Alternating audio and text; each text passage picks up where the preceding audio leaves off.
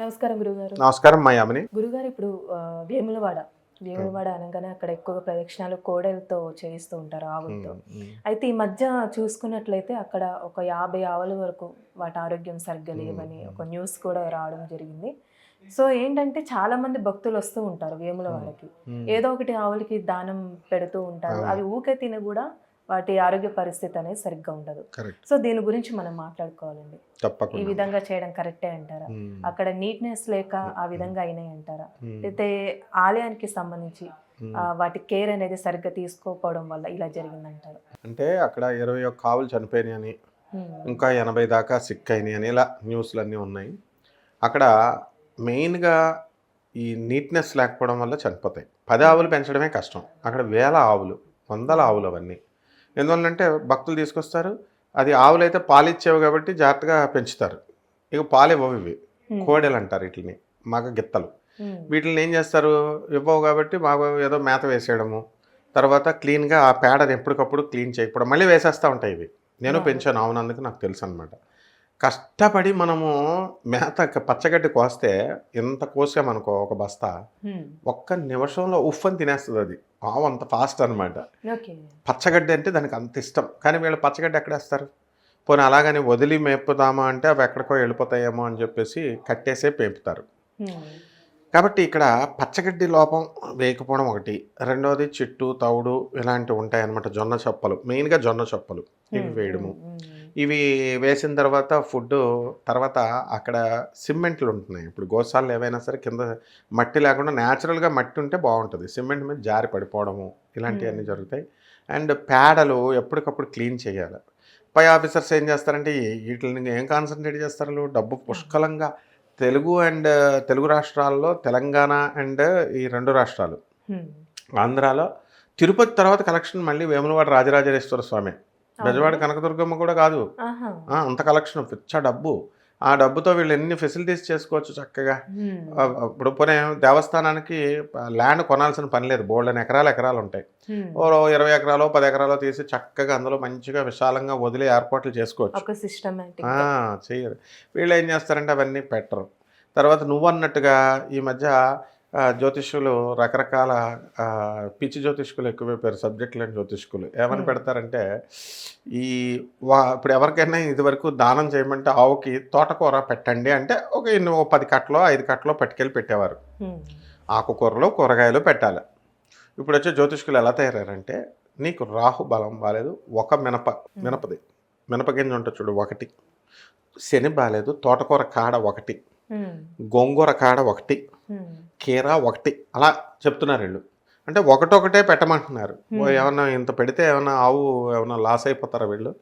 తర్వాత దోషాలు పోవాలా మళ్ళీ ఇలాంటివి. ఇంకో పిచ్చి బ్యాచ్ ఉంది, పిచ్చి జ్యోతిష్కుల బ్యాచ్. వాళ్ళు ఏం చేస్తారంటే మనం మనుషులు తినేటటువంటివన్నీ పెట్టేయమన్నారు. ఈ ధాన్యాలు కడుపు ఉబ్బరం చేస్తాయి, ఉలవలు అన్నీ ఉడకబెట్టి పెట్టాలి. అలాంటప్పుడు మంచి గిత్తలకు మంచి ఇది ఉంటుందన్నమాట. అలా పచ్చి కూడా తినలేవు, ఉడకబెట్టి. అవును, మరి వీళ్ళు అలా పెడుతున్నారు. కడుపు ఉబ్బరం వచ్చేటి భయం వేసి వాళ్ళు పాపం దేవస్థానాలు కొంతమంది గోశాల వాళ్ళు అయ్యి బాబాయ్ అయ్యో పెడతాయి పెట్టకండి ఉబ్బరం వచ్చేస్తాయని చెప్పి బోర్డులో పెట్టి అక్కడ ఒక మనిషిని అసిస్టెంట్ని వేసుకొని కాపలాలు పెడుతున్నారు ఈ జనాలకు భయపడి. ఈ జనాలు ఏంటంటే పిచ్చి భక్తులు కదా, ఎవరైతే చెప్తారు ఆ జ్యోతిష్కులు కరెక్ట్ చెప్తున్నారా అబద్ధం చెప్తున్నారా చూడరు, పట్టుకెళ్ళమన్నారని పట్టుకెళ్ళిపోతారు. నెక్స్ట్ ఇంకోటి ఏంటంటే ఈ మధ్య కాంట్రాక్ట్స్ గోశాలలో ఏమైపోయినాయి అంటే, ముఖ్యంగా దేవస్థానంలో మిగతా చోట కూడా ఆవులు పెంచేవాళ్ళు సాంబారు హోటల్లో పడైపోతాయి కదా, బిర్యానీలు సాంబార్లు ఇలాంటి ఫుడ్ ఉంటుంది కదా, అన్నం అలాంటివి అన్నీ కూడా మిగిలిపోయినంతా కూడా ఒక డ్రమ్లో వేసుకెళ్ళిపోయి పట్టుకెళ్ళి హోటల్ వాళ్ళు అమ్ముకుంటున్నారు. గోమేత మరి ఎంత అని పెడతారు ఆవులకి మేత. సో ఆ విధంగా వీళ్ళు అవి ఫుడ్ పెట్టడము ఇలాంటి అన్నిటి వల్ల కూడా ఇబ్బందులు అవుతున్నాయి అన్నమాట. అయితే దేవస్థానంలో మనకి ఆ గుడి పక్కనే చక్కగా గుళ్ళోకి వచ్చేటటువంటి వాళ్ళు కోడెల దానం ఇచ్చేస్తారు. ఇక దానం ఇచ్చిన వాళ్ళు మళ్ళీ తర్వాత అది ఏమైంది, దానికి మేత పెడుతున్నారా లేదా ఇంకేళ్ళేం చూడరు. ఎందుకంటే ఎవరైనా సరే ఇప్పుడు చీర దానం ఇస్తారు, దేవస్థానం వాళ్ళ పాలసీ ఎలా ఉంటుందంటే చీరలు దానం ఇస్తే ఆ చీరలు మళ్ళీ వేలంపాట అమ్మవారికి కట్టి మళ్ళీ అమ్ముకుంటారు. అలాగే కోడెలను కూడా అలాగే అమ్ముకుని అలా ఏదో చేస్తుంటే అప్పుడు ఇష్యూ అయింది. ఆ తర్వాత రేవంత్ రెడ్డి గారు వీళ్ళంతా కూడా ఇన్వాల్వ్ అయ్యి ఏమైందంటే ఈ యొక్క ఆవులను వెనక్కి ఇచ్చేసి రైతులకు ఫ్రీగా ఇచ్చేస్తామన్నారు. సిక్ అయిపోయిన తర్వాత ఇంకేం చేస్తారు, వీళ్ళు ఇచ్చేది ఏంటి, బ్లూ క్రాస్ ఇలాంటి సంస్థలు ఉన్నాయి అమలావి. సో అక్కడ మామూలుగా ఇస్తానే ఉంటారు ఫ్రీగా ఎవరు వెళ్తే వాళ్ళకి. సో మేనకా గాంధీ అవన్నిటిలో నేను వర్క్ చేశాను. అమల గారితో చేసాము ఇప్పుడు కూడా. అలా వీళ్ళు ఏం చేస్తారంటే ఈ ఎద్దుల్ని ఎవరు అడగరు, రైతులు దున్నేటటువంటి వాళ్ళు తక్కువ కదా, ఇప్పుడు ట్రాక్టర్లే దున్నేస్తున్నాయి, ఇంకా ఎద్దులు ఎవరు దున్నుతున్నాయి, అవసరాలు లేవు. తర్వాత ముందు ఈ హైజీనిక్ ప్రాబ్లము, హెల్త్ ప్రాబ్లమ్స్ ఇవన్నీ వచ్చేసి రోగాలు, వైరస్ అసలే వర్షాకాలం నుంచి ఎండాకాలం నుంచి వర్షాకాలం ఈ మార్పు, వాతావరణ మార్పుల వల్ల వీటి వల్ల ఏమవుతాయంటే మొత్తం నాశనం అయిపోయి రోగాలు స్ప్రెడ్ అవుతాయి, వైరస్లు బాగా స్ప్రెడ్ అవుతాయి. వీళ్ళకి కూడా కేర్లెస్నెస్. దేవస్థానం చిన్న ఎంప్లాయీస్, పెద్ద ఆఫీసర్స్ ఎంతమానం ఏం చూస్తారు, డబ్బు మీద కాన్సన్ట్రేట్ చేస్తారు కానీ దీని మీద చూడరు. ఇకపోతే మంచి ఫ్రూట్స్ గిట్స్ ఎవరైనా పట్టుకొచ్చి పెట్టారనుకో మంచి ఫుడ్, అవి తీసేసుకుంటారు వీళ్ళు. అసలు మనం గోవుకి ఎలాంటి ఆహారం పెట్టాలంటారండి? దానం అనుకోవచ్చు, పెంచే విధానంలో కూడా. అవును, ఆకుకూరలు ఎక్కువగా, కూరగాయలు, పచ్చగడ్డి అంటే దానికి మహా ఇష్టం. తర్వాత చెట్టు తవుడు ఇలా మంచిదే. ఇవన్నీ ఉబ్బరం వచ్చేటటువంటి పెట్టకూడదు. ఇప్పుడు ఈ మిక్స్డ్ చెప్తున్నారు వీళ్ళు, నవధాన్యాల్లో ఒకదానికొకటి మిక్స్డ్ చేసి ఆ పిచ్చి పిచ్చి ధాన్యాలన్నీ కలిపి బెల్లం కూడా పెట్టకూడదు. అవును, అలాంటి కొన్ని నిషిద్ధ పదార్థాలు ఉంటాయి. మనం చక్కగా ఉలవల్ని గిత్తలకి చక్కగా ఉడకబెట్టి పెడితే ఎద్దులకు మంచి మోకాళ్ళ గుంజు పడుతుంది. సో ఇదంతా ఓకే. అసలు వీళ్ళకి పాపం అని తెలియకపోవడం వల్ల ఈ దేవస్థానంలో లోయర్ కేడర్ ఎంప్లాయీస్ ఇలా చేస్తున్నారు. మామూలు ఉద్యోగాలు చేసినట్టు ఎస్కేపింగ్ అవడానికి ఏదో పని చేసామా అన్నట్టు బాధ్యతారహితంగా కొంతమంది చేస్తారు కదా, అలాగా చేసేస్తున్నారు. అసలు దీనికి విచిత్రం ఏమిటంటే, గౌతమ మహర్షి తెలుసు కదా, గౌతమ మహర్షి ఆయన మా రాజమండ్రి పక్కనే కొవ్వూరు అని ఉంది. దాని అసలు పేరు గోవూరు, కొవ్వూరు కాదు, గోవూరు. అక్కడ ఏం జరిగిందంటే, ఇదివరకు ఋషులు ఏం చేసేవారంటే తపస్సుకి స్నానం చేయడానికి వెళ్ళేవారు. తపస్సుకి వెళ్తూ వెళ్తూ విత్తనాలు ఇలాగే నేలలో వేసేవారు. వేసేసి వెళ్ళి తపస్సు చేసుకుని మళ్ళీ బయటికి ఆ రోజు సాయంత్రం సంధ్యావందనంకి వచ్చేసరికి ఈ చెట్లు మొలిచేసి ఒడ్లు కాసేసి ఆ గింజలను తీసుకెళ్ళి వీళ్ళు అన్నం వండుకొని తినేవారు. ఇదే డైలీ ఏ ఋషి అయినా సరే. అలా జరుగుతుంటే తమ తపశ్శక్తి వల్ల అలా జరుగుతుంటే ఇక అక్కడ వాటర్ లేదు. వాటర్ లేకపోతే ఎలా తెస్తాం? ఈ గౌతమ్ మహర్షి ఒక్కడే సమర్థుడు. మిగతా వాళ్ళ ఋషులంతా ప్లాన్ ఏమేస్తారు, ఇతన్ని ఏదో రకంగా మనం గోహత్య పథకంలోకి ఇరికిచ్చేసి మనం భయపెట్టి అయినా సరే ఇతని చేత దాని దోష నివారణార్థం గోదావరిని రప్పిద్దామని చెప్దాము అని చెప్పేసి వీళ్ళు ఒక మాయా ఆవును సృష్టిస్తారు. మాయా ఆవును సృష్టించి ఆవేమో అక్కడ మేస్తూ ఉంటుంది. ఎక్కడ ఈయన దగ్గర గౌతమ్ మహర్షి పొలంలో చూస్తుంది. గౌతమ్ మహర్షి ఉష్ అని కొడతాం కదా మనం ఆవుని, అలా పాప ఆయన గరికి గడ్డితో ఒక తీసి గడ్డితో ఇలాగ అంటాడు. అది ఏమైంది, ఆవు చచ్చిపోద్ది మాయా ఆవు వల్ల. చచ్చిపోతే ఇళ్ళే చేశారు ఈ ఋషులు, మిగతా ఋషులు. అదిగో నువ్వు చంపేసావు ఆవుని, నువ్వు బ్రహ్మహత్య పాపం వచ్చింది నీకు, కాబట్టి నువ్వు నీళ్లు తెప్పించాలా గోదావరిని, ఇక్కడ ప్రవహిస్తేనే నీకు గోపాదరేవు అంటాం మేము, అక్కడ ప్రవహిస్తేనే నీకు పాప విముక్తుడు అవుతావు, లేకపోతే నువ్వు బ్రహ్మహత్య పాతకమే, నీ లైఫ్ మడాష్ అంటారు. అనగానే అప్పుడు ఆయన తపస్సు చేసి గోదావరి నదిని రప్పిస్తాడు. ఆ చనిపోయినటువంటి ఆవు మీదగా ప్రవహించింది కాబట్టి దాన్ని గోపాదాల రేవు అంటాం. మేము చిన్నప్పుడు ఆడుకునేవాళ్ళం దాంట్లో. గోపాదాల రేవు, కొవ్వూరు, గోవూరు, అదే గౌతమి, జాహ్నవి అని పేర్లు అనమాట. అక్కడ ఆవు చెవి ఆకారంలో వెళ్తాయి వాటర్. నెక్స్ట్ రెండవది ఈ భగీరథుడు పేరు విన్నావు కదా. భగీరథుడు అంటే మన రాముల వారి వంశం, తాతలు శిబి చక్రవర్తి వీళ్ళంతా ఆ వంశంలో పుట్టారు. సగరుడు అని ఉంటాడు, వీళ్ళంతా ఆ వంశస్థులు.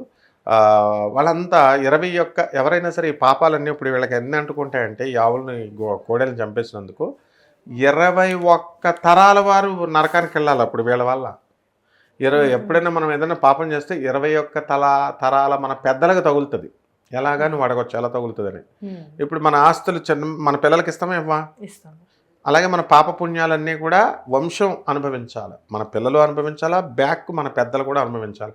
స్వర్గంలో ఉన్నవాడిని కిందకి దింపేస్తారు, పితృలోకంలో ఉన్నవాడిని దింపేసి ప్రేత జన్మ కింద దెయ్యాలై బయట తిరగాలి.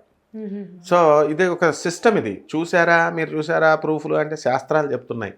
ఏ శాస్త్రాలు ఏ అధ్యాయాలన్నీ అదంతా చాలా లెంది, గరుడ పురాణం చెప్పుద్ది, అన్నీ చెప్తాయి.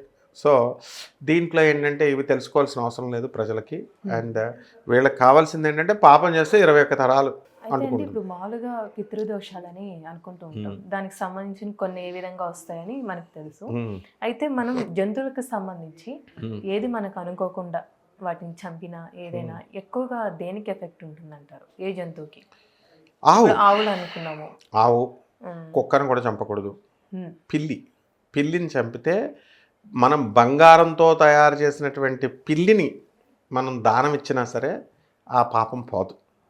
పిల్లి శపిచ్చేస్తుంది. చాలామంది నేను చూశాను, చాలామందిని ఇక్కడ ఈ చర్మ వ్యాధి వచ్చేస్తుంది. మామూలుగా ఎలాగ పాము కుబుసం ఎలాగైతే ఉంటుందో అలా ఇదంతా పిల్లి వాళ్ళ వంశం అంతా ఎంతమంది పుట్టినా అదే వస్తుంది. ఆహా. ఏమిటంటే అంతకుముందు వంశం వాళ్ళకి లేదు, మళ్ళీ పిల్లిని చంపిన ఏ తర్వాతే వంశం వచ్చింది. వాళ్ళైతే పిల్లిని చంపితే వంశం చంపిన వాళ్ళకి. ఉమ్, సో పిల్లి శపిస్తుంది. పిల్లి రావణాసురుడు అంటాం, అందుకని శపిస్తుంది. అది బ్రాహ్మణది. ఉమ్, పిల్లి హత్య అనుకోకుండా చేసిన మామూలు తొక్కేసి మనం చంపేసినా మనకి ఆ పాపం వస్తుంది. అలాగే కుక్క భైరవుడు. కుక్కని ఏ జీవిని చంపకూడదు యాక్చువల్గా. ఇవి మెయిన్గా మనం ముఖ్యంగా గోమాతని, ఎద్దుల్ని చంపకూడదు. ఓకే. ఆ తర్వాత వీటికి ఏమైందంటే ఈ భగీరథుడు తపస్సు చేస్తాడు. ఋషులంతా ఏం చెప్తారు, ఈ 21 తరాలు అవ్వాలంటే ఆయన కొన్ని సంవత్సరాలు, వేల సంవత్సరాలు తపస్సు చేస్తే, వందల సంవత్సరాలు కష్టపడి అప్పుడు విష్ణుమూర్తి తన పాదం నుంచి వదులుతాడు గంగని. ఉమ్, ఆ పాదం నుంచి వస్తే భూమి మీదకి డైరెక్ట్ వాటర్ పడింది అనుకో, ఒక పైప్ మంచిగా ఇంత ధార వాటర్ పడింది అనుకో, ఏమవుద్ది భూమి కింద మట్టి కన్నం కదా. ఇంత ధార వాటరు ఆకాశగంగా ఇవన్నీ చూస్తాం కదా, కింద పడితే వాటర్ కన్నం పెట్టేసే శక్తి ఉంటుంది భూమికి. అలా భూభాగం అంతా కూడా పగిలిపోతుంది డైరెక్ట్ ఆకాశం నుంచి గంగ వచ్చేసరికి.